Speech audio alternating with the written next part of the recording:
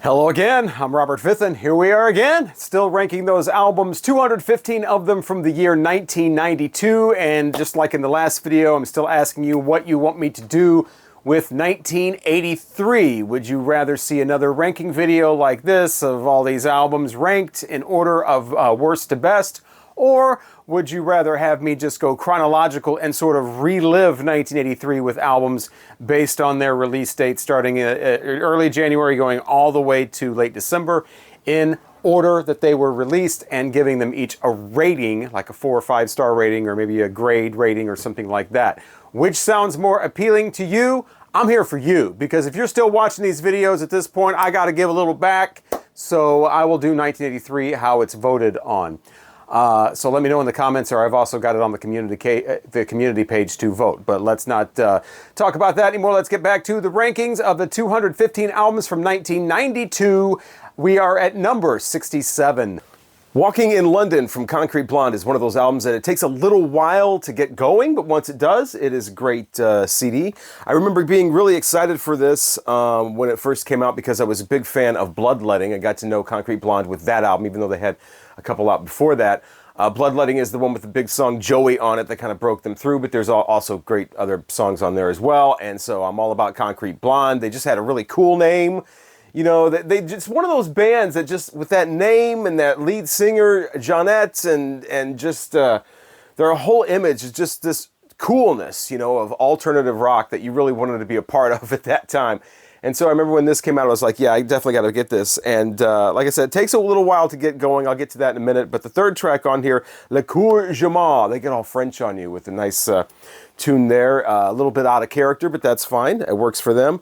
Also, Woman to Woman is all right, but it really picks up with Why Don't You See Me, this beautiful, longing song that goes through this like emotional build and then lets you back down again, and it's a really well done song. Why Don't You See Me? Like, I really want you. I really want to be a part of your life. I really want you to notice me, but you're not. You're not seeing me. You're not hearing me. And like I said, it just builds and builds, and it's really, really well done.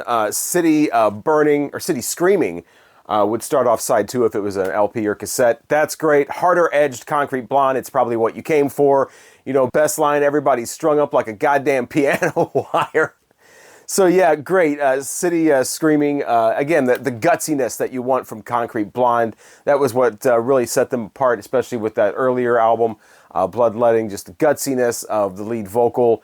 And she is just out there with it, and she just really lets it wail sometimes, and it just totally works. The music on here doesn't sound as tough, though. On this, the music is a little bit lighter. It's a little bit more pedestrian in some of the songs, but they're still great, though. Long Time Ago. Excellent, and you got I Want to Be Your Friend Again, another one of those longing kind of things with with a phone call in the middle of it, sound effect, and she's like trying to tell herself what to say on the phone, but on the phone she keeps copping out and just saying nice things like, hey, what's up? But she really wants to tell the guy how she feels, can't do it. Sure, a lot of us have been there at one point or another. But yeah, a lot of great stuff on here. It took me a while to actually hear this CD, even though I really got into Concrete Blonde with Bloodletting. And that's because the first track I ever heard on this was the very first song, Ghost of a Texas Ladies Man. And I hated it. Hated it when I heard that. I'm like, what is this? It sounds more like a novelty song, like a silly ass kind of, you won't catch me, you won't get me. I cried my ectoplasmic lover from the other side. You know, it's this corny, like, country-esque kind of thing about the ghost of a Texas ladies man appearing above her bed and this whip sound effect, and it's corny. That's what it is. And it was the total opposite of what I wanted to hear from Concrete Blonde. They're supposed to be real and hard-edged and gutsy, and then the first song they come out with on the new album is that. And just the worst part of it, which was, I really liked his spirit. You know, corny. Hated it. And so I didn't check this out until years and years and years later. And when I finally did, I'm like, oh, okay, well, the rest of the CD's not so bad. I wish they would have come out with another song as a single other than that. And I think if they would have, today Concrete Blonde would be a band that people would be more interested in. They'd kind of been forgotten about. And I think it's because of that Ghost of a Texas Ladies Man song. Releasing that as the first single, they never really captured the spotlight again after the first album and Joey and the Vampire Song and all of that. They really kind of went off. Walking in London, the second track off here, the title track, I think that was another single that's okay. It's a little bit too long. It doesn't really capture the attention like some of the other tracks on here. They also end this with It's a Man's World, a cover of the James Brown song, but when she sings it, it really kind of takes on a whole new meaning. I'm not a big fan of cover songs, but they do that one really well. Really great job with that. Any of these other songs could have been singles over those first two tracks, but I think they made a big mistake making those singles, and people just kind of heard those like myself, and just, especially Ghost of a Texas Ladies Man, and just checked out on Concrete Blonde. But better late than never here in that album, and it's a pretty good one. 1992 was big year and the debut year for Stone Temple Pilots, and their album was called Core. Look at that. It's got the sticker on there letting you know that this has Sex Type Thing on it. So this is actually, you know, a really early promo copy of this, and there's a lot more than just that track on here for sure. But yeah, Stone Temple Pilots, I remember these guys first coming out, got a lot of comparisons to Pearl Jam. They were considered posers by a lot of people because they, you know, they weren't from Seattle. You couldn't have the Seattle sound unless you were actually from Seattle. And so, you know, they got a bad rep right away, with at least a few people. I mean, obviously they sold a lot, had huge hits, so not everybody was like that. But I remember a lot of people like, you know, this is just a rip-off of Pearl Jam, and just trying to be grunge, and they're posers and all that kind of stuff. But I never really cared that much for them, but it wasn't for that reasons. I just didn't like a lot of their songs. And they were all on the radio all together with like the Pearl Jam and Nirvana and Alice in Chains and Soundgarden. It was all together, Temple of the Dog even. And theirs just didn't seem to capture my attention. And they kind of got overplayed really quickly. I remember Sex Type Thing was the first song I ever heard from them, and was immediately turned off. You know, if you know what that song is about, it's I am gonna get close to you, and I'm gonna get next to you. You don't want me to have to hurt you too. I know what's on your mind. I know what's on my mind. You should have never worn that dress. You know, it's like, damn. And then later on finding out it's an anti song, and it's like, yeah, okay. I've heard of those before where it sounds like it's really a celebration of it, but it's anti. Kind of like, remember Buck Cherry in the song Lit Up? First one they came out with, and the guy was like, oh, it's an anti-drug song. It's like, okay, man, come on now. And I remember seeing the video for Sex Type Thing a lot. And, you know, this is their first song, so I had no idea who they were. There's just this band called Stone Temple Pilots. Didn't know the lead singer's name or anything about it, but yeah, I did see the lead singer standing there with all these lyrics, and he's got his shirt off, and he's puffing out his chest, and I did not get an anti-vibe from that. I got a, you know, this is how it is. I'm going to do a song about this and show how, you know, brawny I am and manly I am by somebody. And, you know, that, I mean, if the more established artists would have come out with that song on their third or fourth album, then you could see, oh, that's not the way they really feel. They're, you know, they're playing a character in a song or they're whatever. But when it's the first thing you ever hear from somebody, you have no idea about the motivations. So it is kind of a turnoff. I was never a big fan of Sex Type Thing. And then I think Plush was the one after that. Didn't like that. Thought it was slow and plodding, but that thing became huge and got played over and over again. And then the Headbangers Ball unplugged version was released to radio, and that got played over and over again too. And it was like, damn. And then dogs begin to smell her, and it's like, what in the world is going on with this friggin' band? Wicked Garden was okay. Didn't mind that song. And I actually like a lot of the songs on here that weren't singles. Like Naked Sunday was one of my favorites on this album. I liked Cracker Man. That was played every once in a while on the radio. I remember having a promo of that when I was in Springfield. And it was interesting because this little weird thing called Wet My Bed comes on before it. And on the promo, it had Wet My Bed and Cracker Man together as a track, or you could just play Cracker Man, and it's like everybody's just playing Cracker Man. Nobody's playing that Wet My Bed on the damn radio. And so there was that, and then Creep was another one that I didn't care for. Their ballad, you know, I'm half the man I used to be, and all that kind of stuff. So, I mean, these guys were not in the same level as Alice in Chains, Soundgarden, or even Pearl Jam, and they definitely were not the same to me as Nirvana. But I actually am one of probably the few, I mean, maybe a lot of people are, Dead and Bloated was okay. That wasn't too bad. I like that. But I'm probably one of the few people that I actually like their later music better than this. And they did change their sound. I mean, you can't say that they just went with this grunge thing and stayed with it. I mean, they more went in a more of a rock pop direction later on. And when everything else had just gone to shit, they were putting out quality music as far as my ears go with their third and fourth albums even. And I don't know if you can see that on the, I don't know if that is getting in the frame, but the autographed thing back there, Stone Temple Pilots #4. I thought that was, that to me is better than this. And especially Tiny Music and Interstate Love Song and all those things. Lady Picture Show is probably my favorite Stone Temple Pilots song. All that stuff is later. I like their later stuff more than I like this. But this is, it's okay, especially when you're revisiting it after all these years. All right, let's talk about a band from around the way. It is Dazzling Killmen. Dig Out the Switch is their debut CD, and they had a few 7-inch singles out before that. I have some of those, like this one. This is one of their first ones. Dazzling Killmen, they used to have the box of the indie and punk and whatever singles up at the counter. Places like Vintage Vinyl, that's where you could find stuff like this. And I used to play this quite a bit. Because these guys are 15 minutes away from me. Wood River, Illinois, Alton, Illinois. Metro East St. Louis, represent. But so Dazzling Killmen, they very aggressive style. Very much early 90s kind of alternative noise rock type stuff. But these guys are a little cut above because of the skill of people like the drummer, Blake Fleming especially, just really kills it. I mean, all kinds of intricacies going on, very interesting, very unconventional kind of drumming going on. He's been in other bands later on, because these guys only had really 2 albums and some singles, so they weren't around very long, unfortunately. But I remember catching these guys, I want to say it was... I don't think it was Mississippi Nights. It was one of the smaller, maybe it was, I don't know. And anyway, I caught these guys. They're a great live act. It's one of those type of things where you wanted to see them live. Of course, you can't do that anymore. But yeah, a lot of it did get captured on the album. But like I said, you got some funky bass going on in certain songs. You got some really killer guitar work going on, and a lot of it is very aggressive, very much, crank it up. It's noise rock. And these guys really do it. This album was produced by Jeff Tweedy. When you listen to it, because, we're all a big family here in the St. Louis area, especially on the Illinois side.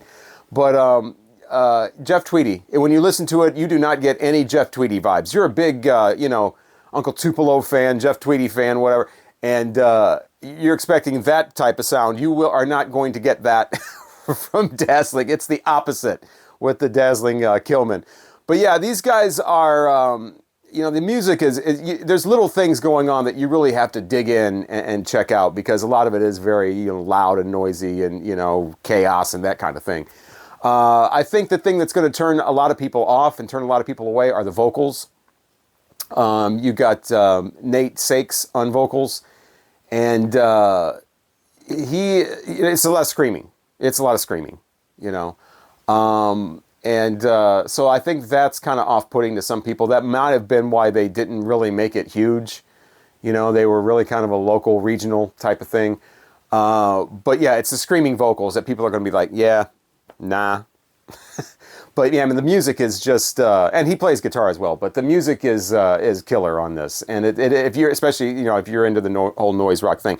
I've seen this listed also as math rock, which I still think that term is hilarious. I don't care. It's always going to be funny to me. It's like power metal. I mentioned that too. Power metal. What the hell is power metal? All metal is powerful. Power metal? Who came up with that? The same people that came up with math rock. And it's kind of a meaningless term that gets thrown around for, kind of aggressive, unconventional kind of rhythms and whatever. And if you ask 10 people what math rock is, which I have, you're going to get 10 different answers. It's just that kind of a funny term that really doesn't, it means rock that is like more mathematical. They rely on mathematics. You mean like music? Is that what you're saying? Anyway, math rock. But yeah, indie rock, noise rock, aggressive, alternative, basement bar, cranked up, really loud and just going nuts kind of rock. But I guess that's kind of too long of a phrase there. But yeah, if you're into that, check out Dazzling Killmen. But just be prepared. If you want to buy the CD or the record, there was only one pressing of each one. you're going to have to pay for it. The record is like, you know, over $100 to get used, and on Discogs anyway. And the CD is hilarious because the median price for the CD, I think, was like, I don't know, like $20 or something like that. Biggest thing anybody's ever paid for it is $50-something. Maybe that one was autographed or something, I don't know. So you got one seller on Discogs trying to sell it for $81. They have seen that, okay, median price is around $18, $20. Most anybody's ever paid for it's about $55. Maybe that was sealed, maybe that was autographed, who knows? I'm gonna try to sell mine for 81 bucks.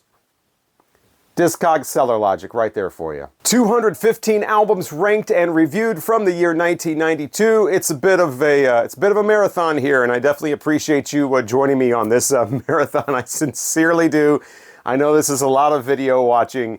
It was a lot of video making and a lot of album listening, but I really enjoyed doing this just as much as the 1991 series. So, you know, it had to be bigger, it had to be, you know, even more. And I finally just had to cut it off. Man, I know there's some albums that I'm leaving out, and but, you know, for instance, like I love the people who are so into this that they've noticed albums that are missing. Like last time I did not do Skid Row's album because I've met Sebastian Bach. Pretty much, so not interested in that. This year it was Wasp, the Crimson Idol. You'll notice that is not on here. I have met Blackie Lawless, so no. So if you're waiting for that one to come up, you can stop waiting. I'm not doing Wasp. But yeah, so I'm doing the Jesus Lizard though, and their album from 1992 is called Liar on Chicago's Touch and Go label, produced by Steve Albini. So it definitely has that sound. Jesus Lizard, you either love them or you are not going to be into it. And I think it's one of those albums one of those bands really, where it all comes down to the vocals. And the vocals are David Yao. He has a very agonized sound. It's distorted. I often wonder listening to this, because the dude can sing, but he just prefers to sound that way, and it's distorted. I often wonder what it's like if they would just remove some of that distortion. They do on this album in a couple of tracks, including the track Zachariah. It's a little bit slower. It's got a nice slide going on in that, and you don't have all of that distortion piled on his vocals, where he sounds like he's singing through one of those condenser mics that came in a little tape recorder or something from the 80s. But yeah, so I mean, the dude can do it. They just prefer to have this sound, and I think it throws some people. People are not going to like this, so it's definitely not for everyone. But if you can get past that, a lot of great guitar work going on here. A lot of different styles in this. They got the Hellbilly thing going on in the track Rope. They got some great guitar riffing going on in the track Slave Ship. They've got great lyrics throughout. They pop up every once in a while, such as the track Gladiator. Puss was the single from this. If you want to say something was a single, that was that song. That's probably the most sort of accessible song on here, if you, again, want to call it accessible. Speaking of accessibility, these guys were, I mean, I've talked about this a couple of times, and Jesus Lizard was yet another one of those bands that got scooped up by a major label. In this case, it was Capitol. That happened a couple of years from now, and yeah, it didn't work for them, and they ended up releasing a few albums and then breaking up. That's what was happening there. These major labels were seeing these bands that were, you know, way on the edge, not for everyone. I don't know, they were trying to find the next big alternative rock act and, you know, go way out, so they're signing these bands. They get the band signed, they don't know what to do with them. You know, I've talked about this before, and Jesus Lizard was another one of those. You know, you're not going to get a commercial popularity off an album. These guys are not Nirvana, even though Nirvana was influenced by these guys. These guys are not Nirvana. They are not going to be going to the mall radio station, and so, you know, nothing happened with those albums. And it's interesting to me anyway, looking at their album covers, looking at some of the tracks, I am definitely more familiar with their independent stuff on Touch and Go. Those album covers, to me, I used to see those everywhere. Used to hear some of the tracks every once in a while. We played some of them on college radio. I look at the Capitol albums, I don't recognize any of these. I don't remember any of these. I guess they just, I mean, it's pretty sad when an independent Chicago label can get your band out, promote your band, make your band seen more than Capitol can. I mean, that really tells a story right here about why you don't sign to a major label in 1992, 93, 94 if you're a band like Jesus Lizard. But that's what happened, and so, you know, they were just another one of those bands that, you know, got signed to a major and then disbanded. All right, another year, another Hawkwind album, and this one doesn't disappoint too much either. Electric Teepee is this one, and you know, I was not that familiar with their later stuff. I've been listening to their early stuff like everybody does with Hawkwind. You listen to the classics again and again and again and again. Never really explored, unfortunately, because I'm, you know, naive like that, I guess. Didn't think their later stuff was worth checking out, and then of course I reviewed their 1991 album. Kind of a hybrid studio live thing with some previously, you know, released stuff done live. This, though, full studio album, full experience, very lengthy. Get ready for the trip from Hawkwind called Electric Teepee. And this one starts off with a song called LSD. So they're not even trying to be nonchalant about it. They're just going to call the first track LSD. Let's just lay it out there. And it's this, as you can guess, this spacey kind of thing. You know, nice build up. It starts off here, builds. You got swirling, you know, effects going on, panning around, and, you know, you got the synths going on because it's 1992 and they got those now. You know, they bought some synths. And yeah, LSD instrumentals, sort of. I mean, there's vocals in here, but they're kind of mixed in with the music, and they become more of an effect really than lyrics that you really sing along with or whatever. So it's a nice way to start. 8 minutes long. You got Blue Shift after that, which is one of the many instrumentals on here. Some of the instrumentals, spacey, you know, of course, and, you know, they're out there, you know, and, you know, trippy and whatever. But some of them lack a little bit of melody. They're kind of like that legendary Pink Dots album from this year I was talking about a few rankings back, quite a few rankings back.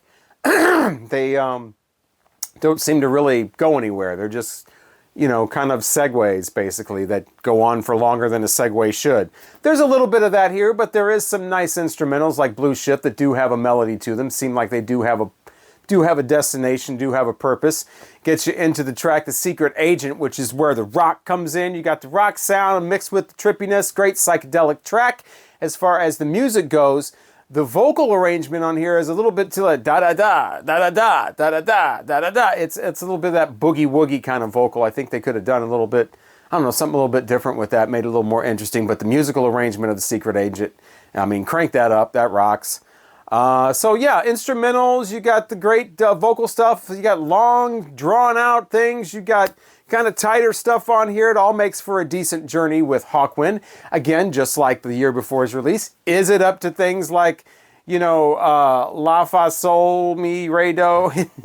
No, it's not up to that. It's not up to the standards of the debut. You know, that's all, you know, 25 year or 20 years previous or whatever. So, but a decent listen if you've, like me, and you've skipped out on the later Hawkwind stuff.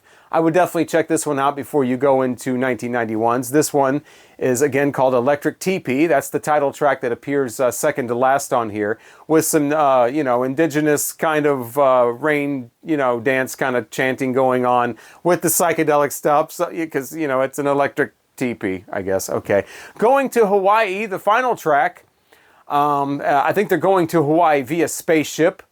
So, you know, that's pretty cool. But the one you don't skip is right in the middle. It's called Mask of Mourning. That's a rocker. That one has those familiar Dave Brock vocals. He comes on, you know it's Hawkwind. He's like an old friend coming on, because they have gone through quite a bit of personnel changes along the way. They just lost 2 members, I believe, between 91 and 92. They're down to being basically a trio at this point.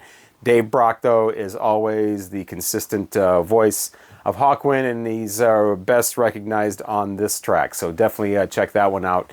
But yeah, Mask of Mourning, great, awesome stuff. Yeah, Hawkwind, they still got it with Electric Teepee. Chris Goss is a name that you will see on the back of Caius and a lot of the Queens of the Stone Age albums as the producer, but he did have his own band that he fronted called Masters of Reality, and this is their album Sunrise on the Suffer Bus. Now, Masters of Reality featured Chris Goss on the guitar and lead vocals, but also featured Ginger Baker on drums. So yeah, the guy from Cream coming back and just being a part of this kind of you know, not really well-known band. I think they had their time. They had, you know, the big song She Got Me When She Got Her Dress On. That was on rock radio for a while. I think that was like maybe a top 10 hit, top 15 hit. But that's pretty much what they're known for, unless you're really into, you know, like basic rock, blues rock, that type of thing. This also features Googe on bass. I'm not really sure who that is, but it is a threesome, so that's the 3 members right there. And this is, like I said, Sunrise on the Suffer Bus. Some great kind of bluesy rock on here, straightforward rock. It doesn't ever delve into just a generic bar rock sound, though. They definitely got a really good sound on here, and of course, Chris Goss being a producer, this sounds terrific. It really comes blasting right out of the speakers with a nice, really nice tone on everything, so really well put together. Nice collection of songs, too. Little bit of variety in the songs. You get a little more of a pop feel with an orchestration going on in the song called 100 Years. You get some fun stuff with the Carnival and Girlfriend there, Tilt-A-Whirl. And, you know, nice music on this. Nice collection of songs on here. And Ginger Baker's drumming really kicks it up a few levels. He doesn't do anything flashy or over the top or like, wow, blow you back, amazing. He just really is a great drummer, and he's just kind of doing his thing on here. So, really nice collection. This is not stoner rock. This is not the sludge rock of Caius or Queens of the Stone Age or anything like this. This is basic, straightforward rock, a little blues rock in there, a little bit of rock pop going on as well. Little 25-second song that's dedicated to Madonna. Talking about you don't really want to be a bad girl, do you? And I don't know where that comes from. Really, that one and this other track called TUSA, which is Ginger Baker just talking about making tea or something, or how not to make tea. It's really... You just skip over that. That's ridiculous. Reminds me of that last track on Disraeli Gears where they're talking about the mom that washes the son and he's so thin he fell through the drain. Or it's supposed to be just, oh my God, you're supposed to double over in laughter. And I guess I don't share Ginger Baker's sense of humor. I don't find his funny songs funny at all. It's 3 minutes long. It seems like it goes on for a half hour. So definitely the skippable song on this album. But the rest of these... pretty solid all the way through, especially if you just want to relax and hear a nice band playing that's tight, that's got chops, but isn't super famous or well-known for, you know, some huge string of hits or whatever. Check out Masters of Reality. This is actually the promo CD for this. So the actual retail one has a little bit of a different cover with a rabbit riding a bicycle. Here you only see its shadow. So yeah, Sunrise on the Suffer Bus from Masters of Reality. Okay, time to talk about one of the definitive dream pop albums of 1992. And this isn't a little dream pop, but also a little bit of more on the pop side or a little more on the rock side or this element added. No, this is definitive dream pop. This is Lush with Spooky. And love the cover art, by the way. One of the best covers of 1992 as far as the artwork is concerned. But the music on here is total dream pop. This is when people say dream pop, this is the kind of thing they are talking about. And of course, it is on the 4AD level or label. It starts off with Stray, a 2-minute song, to kind of a little bit of a sample, I guess, to let you know what you're in for. And then we are off into Dream World.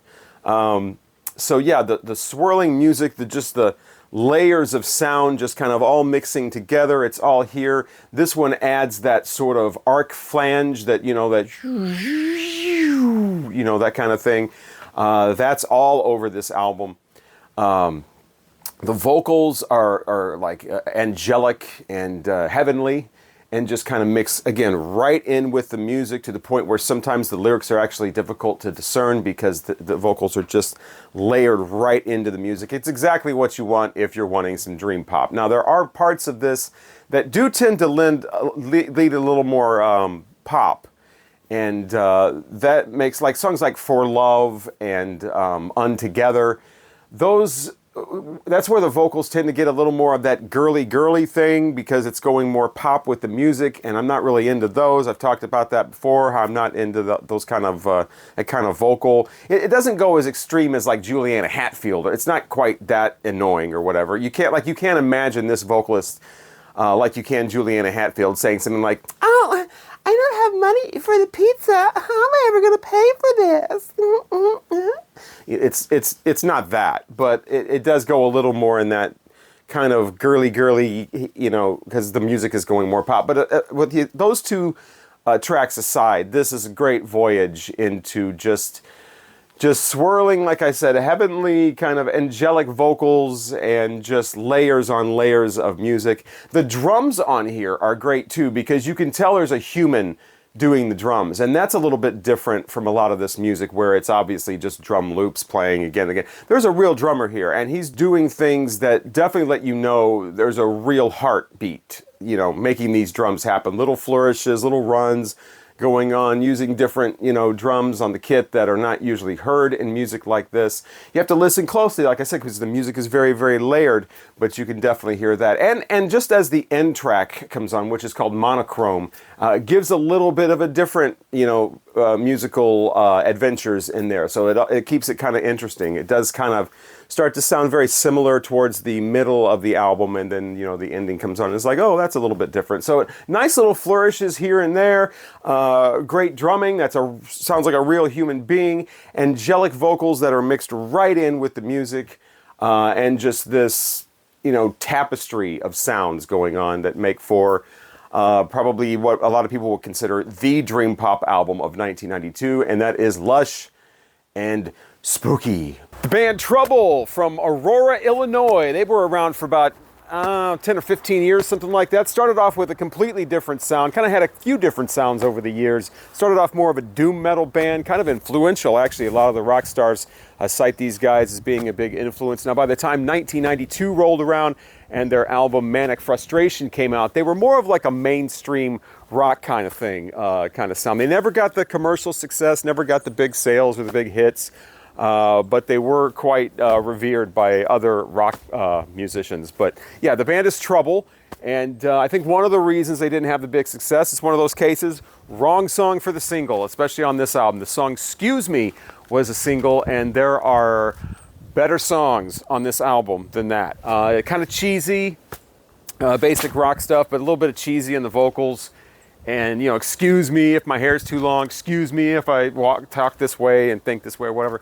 And you don't want to be too cheesy in 1992. Better songs on here than that one. The first track is called Come Touch the Sky, and it kind of starts off with like a Led Zeppelin Moby Dick kind of riff going on. So, you know, right away you're kind of feeling at home with the rock stuff when you hear a riff like that start an album. They got other tracks on here too, like The Sleeper. There's some great guitar work in that, and definitely not something you sleep to. Busting out the guitar on there. The vocal effect on this. There's a vocal effect on a lot of the songs. Kind of sounds like a transistor type of thing. So that doesn't really serve the vocals that well. Now the vocals do change for a few tracks, like Rain is one of them, where it's more of a ballad, slows down, a little more of just a pinch of psychedelia on some of these tracks, like Rain. It slows things down, and the vocals are a completely different feel. The song has a totally different sound. It sounds like a different band. So it's like all of a sudden it's kind of jarring, actually. And so there's tracks like that on here. But again, these guys never get in the big break. One of the things, aside from the song Excuse Me being the single, is the lack of bass on this. I'm not a big fan. I like the music. I like the band. I think they're a great band. Sound great. But it's not like they would sound great in concert. But the sound of the album is not great. It's okay. It's passable. But where's the bass? They sound like they don't even have a bass player. The sound is super thin. And this is 92 on a CD. So I'm not thinking it's like a CD thing. It's just the way the album sounds. And so the bass is like non-existent in this. So it really sounds really flat. And I think that might have also kind of held them back a little bit. But check it out if you like some mainstream rock stuff. Definitely check out their earlier stuff too. But this one is Manic Frustration from the band Trouble. It's 1992. We're still all reeling from the death of Freddie Mercury. Brian May comes out with his first full-length solo album called Back to the Light. And I had not heard this before. I mean, I'd heard about it. It was one of, it's one of those things you always try to get around to hearing at one point, and then you just never do. And that's one of the reasons I love projects like this, because it finally gets me to check off everything. Like, heard that finally. Gives me a reason, an excuse to go back and finally hear some of these albums. And this one's pretty good. Brian May, of course. I mean, if you've heard Queen albums, you know that he has songs scattered on those. So you know his vocal style, but it's really his guitar. And then, of course, the amp that John Deacon designed for him that gives that signature sound. That is all over this album.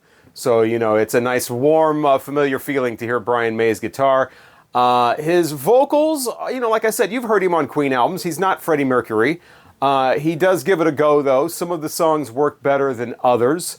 That first song that's really tries to be this big kind of over-the-top anthem type thing doesn't work as well as straight-ahead rockers like Love Token. So that's pretty cool. There's flourishes on here that take you away from the Queen sound, like big keyboards on Resurrection that make you know that this is not a Queen album. I don't think that works as well, but usually when he keeps it straight ahead, that's the best stuff on here. You can tell that he was in Queen and he was a driving force in Queen. You can hear a lot of the Queen, I guess, arrangements, vocal arrangements especially. It kind of sounds like somebody singing Freddie Mercury style, but not Freddie Mercury on some of the tunes. Some of the tunes, like I said, like Love Token, just straight ahead rockers. So some of it works better than others. You got Cozy Powell on drums. So he's pounding away. That's a great feature to have on here. You've got John Deacon actually on bass on one of the songs called Nothing But Blue, but it's kind of indiscernible. I mean, you can't really tell who's playing. The bass is like buried. I don't even know why they even brought John Deacon in for that. You've got Driven by You, which was apparently a car commercial or a truck commercial, Ford. Somehow. I'm not familiar with that at all. It must have been like maybe something in the UK or something. Maybe it was here. I don't know. I wasn't watching a lot of commercials in 1992, but it sounds like a commercial. Sounds like a good one, but it definitely sounds like a commercial. So yeah, Too Much Love Will Kill You is the highlight. That's the one that was later released with Freddie Mercury vocal on, it was the posthumous Queen album, I think Made in Heaven.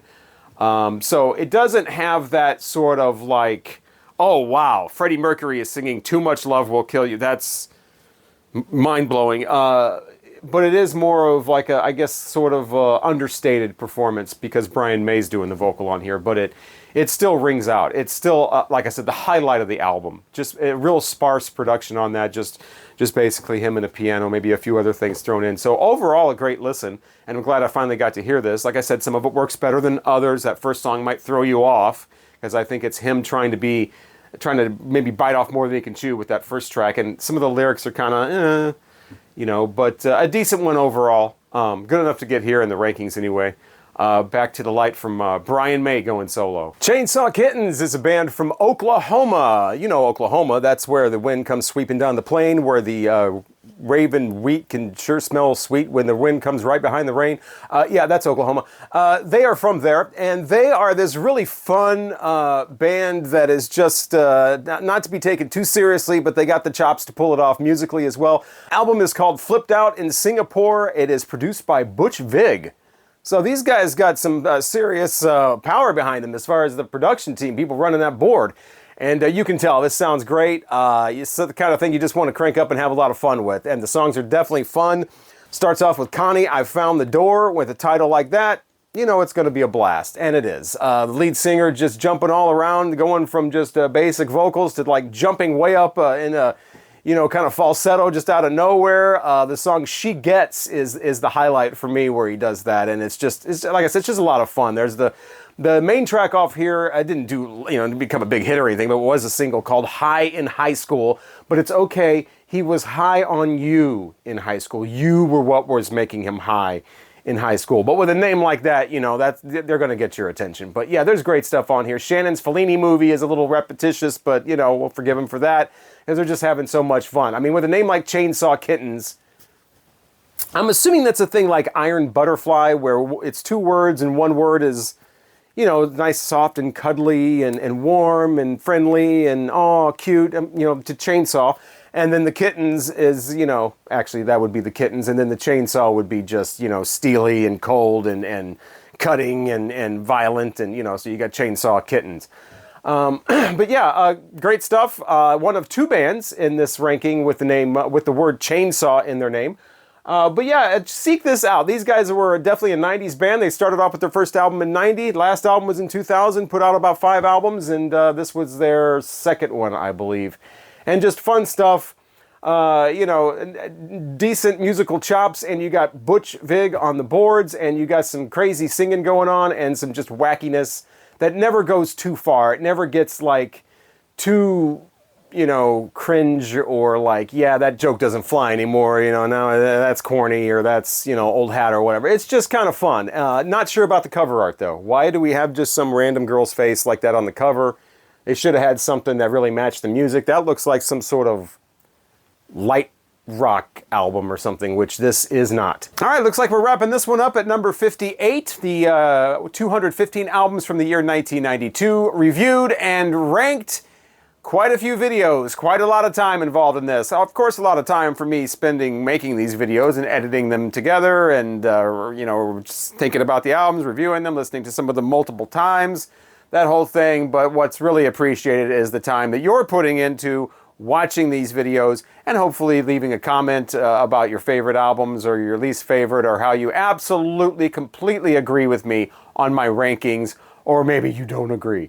But I appreciate the comments and the likes and all of that. So especially if you're continuing with me and you've gotten this far. So thank you, truly, thank you very much. And we'll continue onward and upward, as they say. Better and better albums coming up in the next video.